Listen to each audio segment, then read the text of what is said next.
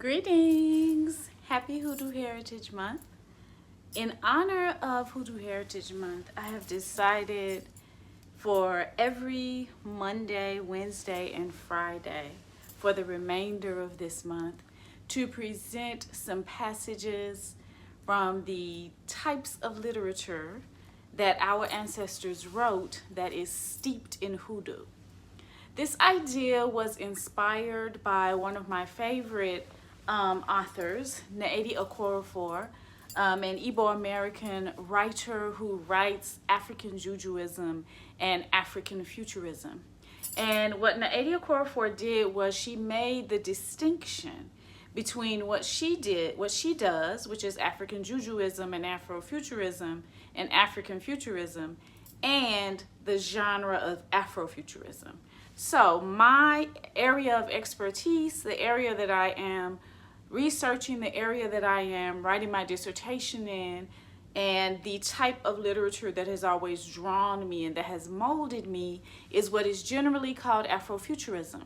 But the beautiful thing about what Okorafor did is that she made a literary statement that made it clear that African people are not a monolith, that globally we have different ways of viewing things and we have different ways of recounting those experiences. And this gives a special flavor to the kind of storytelling that we do.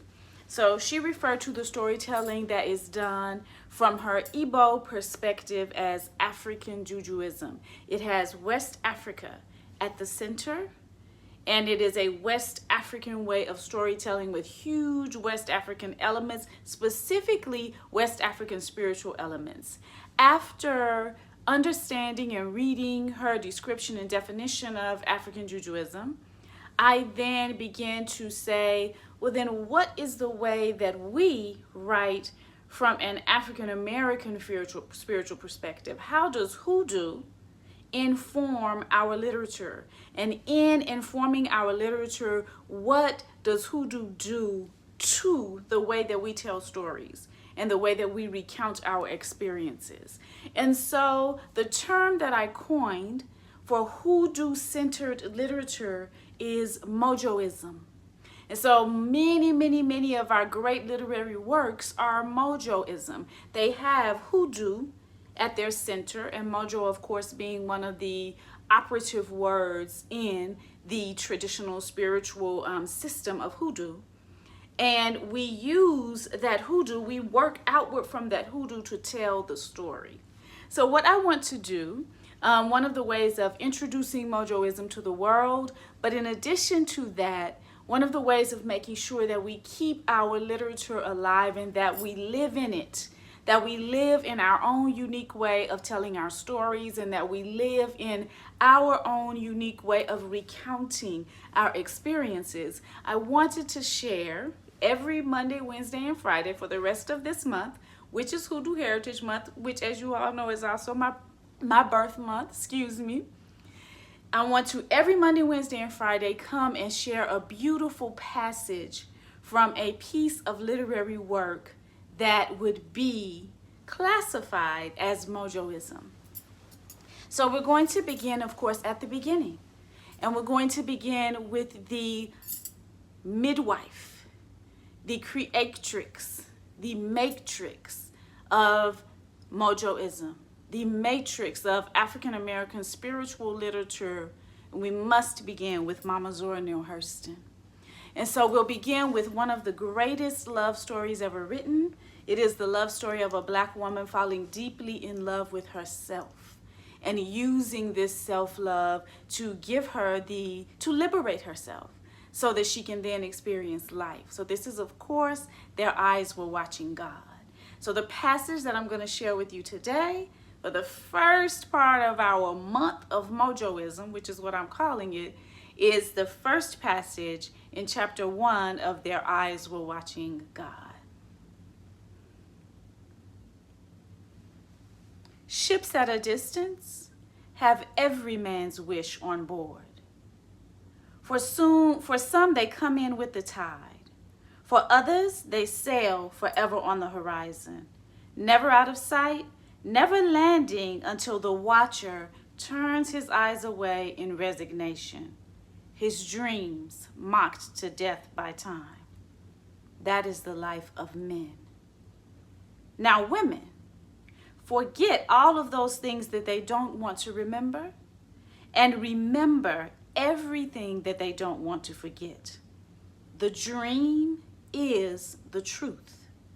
Then they act and do things accordingly. So the beginning of this was a woman, and she had come back from burying the dead. Not the dead of being sick and ailing with friends at the pillow and at the feet. She had come back from the sodden and the bloated, the sudden dead, their eyes flung wide open in judgment. The people all saw her come because it was sundown. The sun was gone, but he had left his footprints in the sky. It was the time for sitting on porches beside the road. It was the time to hear things and talk. These sitters had been tongueless, earless, eyeless conveniences all day long.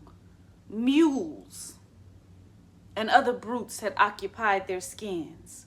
But now, the sun and the boss man were gone. So the skins felt powerful and human. They became lords of sounds and lesser things. They passed nations through their mouths. They sat in judgment. Seeing the woman as she was made them remember the envy they had stored up for her from other times. So they chewed up the back parts of their minds and swallowed with relish. They made burning statements with questions and killing tools out of laughs. It was mass cruelty, a mood come alive. Words walking without masters, walking all together like harmony in a song. What's she doing coming back here in them overalls? Can't she find no dress to put on? Wear that blue satin dress she left here in. Where all that money her husband done took and died and left her. What that old 40-year-old woman doing with her hair swinging down her back like she some young gal? Where she left that young lad of a boy she went off here with. Thought she was gonna marry. Where he left her. What he done with all her money. Betcha he off with some gal so young she ain't even got no hairs. Why don't she stay in her class? So this is the first passage in chapter 1 of Their Eyes Were Watching God. When we think of Mojoism, one of the things that I want to stress and I want us to remember as diasporic Africans in North America, in the United States in particular, as practitioners of hoodoo, as those who grew up in a hoodoo-fied culture, in the culture of hoodoo, I want us to remember that the majority of our literature comes from the rich inner workings of the minds of Black women and Black femmes. When we think about the Harlem Renaissance, which is the beginning of largely the beginning of our literary journey here in this place, think about those writers that were at the forefront of that. Gender fluid people and Black women were at the forefront of this movement. And when they shared the thoughts that still to this day are the foundation for the lifestyle, for the philosophy, for the understanding, for the lived experience of diasporic Africans here in America, those thoughts came from the rich inner workings of the mind of the Black woman. So this is our first day together in Month of Mojoism. I hope you enjoyed it. Go and get the book, Their Eyes Were Watching God by the Blessed Mother, Ibara Tarun. Praise and honor to the spirits in the spirit realm.